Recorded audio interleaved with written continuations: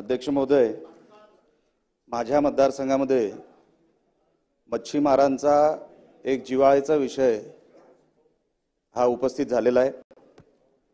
अनेक वर्षांपासून त्यांना हा विषय भेडसावत आहे। अध्यक्ष महोदय, कर्नाटकातून आणि आंध्रातून मल्पी ट्रॉलर मोठ्या प्रमाणामध्ये आमच्या मच्छीमारांचं नुकसान करतायत आणि नुसतं नुकसान त्यांच्या उदरनिर्वाहाचं करत नाहीयेत, तर जे काय उरलं सुरलं आहे, आपण ज्याला इंटरनॅशनल वॉटर्स म्हणतो, आपण ज्याला डीप फिशिंग म्हणतो, त्यांचे ट्रॉलर आपल्या हद्दीत येऊन आपल्या मच्छीमारांचं एवढ्या मोठ्या प्रमाणात नुकसान करतंय की आता मच्छीमारी आणि छोटे मच्छीमार यांनी आता जगावं कसं इतका प्रश्न तिकडे आता निर्माण झालेला आहे। समुद्रामध्ये गस्त जी असते, जो विजिलन्स पाहिजे, तो विजिलन्स पण तितक्या प्रमाणात नसल्यामुळे त्यांच्यावर कसलाही कंट्रोल नाही।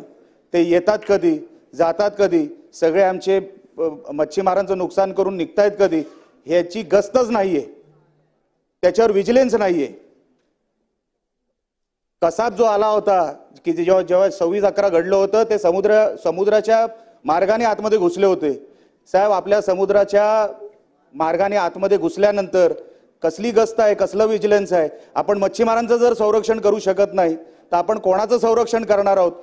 अनेक पिढ्यानपिढ्या ते मच्छीमार तिकडे जगतायत, अनेक पिढ्या त्यांचे नातेवाईक तिकडे जगतायत, पण त्यांच्यावर कसलंही त्यांच्यावर अन्याय रोजरासपणे बाहेरचे कर्नाटक आणि मल्पी बोटी ज्याला आपण म्हणतो, त्यांची हाईटच 20-20, 25-25 फुटाची आहे। ते आमच्या मच्छीमारांचे जाळे तोडत चाललेत, आमच्या मच्छीमारांच्या बोटी तोडत चाललेत। अशावर आपण त्यांना न्याय देणार आहोत की नाही?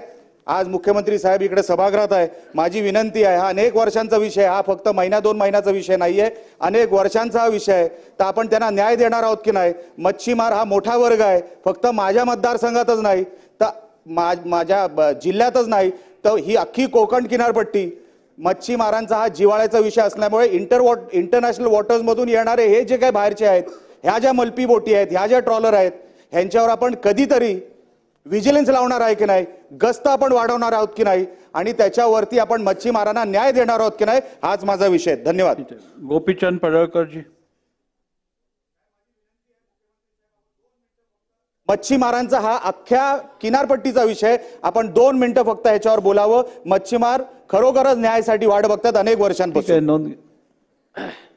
माननीय निलेशजी हे लोकसभेतनं विधानसभेत आलेले आहेत, त्याच्यामुळे मी त्यांना एवढंच सांगतो की आपल्याकडे हा जो काही तास आहे याच्यात उत्तर द्यायची पद्धत नाही, तर याच्यामध्ये पण आपण गंभीर विषय मांडलेला आहे, त्यामुळे त्याची नोंद घेतो आणि त्याच्यावर योग्य कारवाई आपण करू। चला, गोपीचंद पडळकर। अबू आजमी।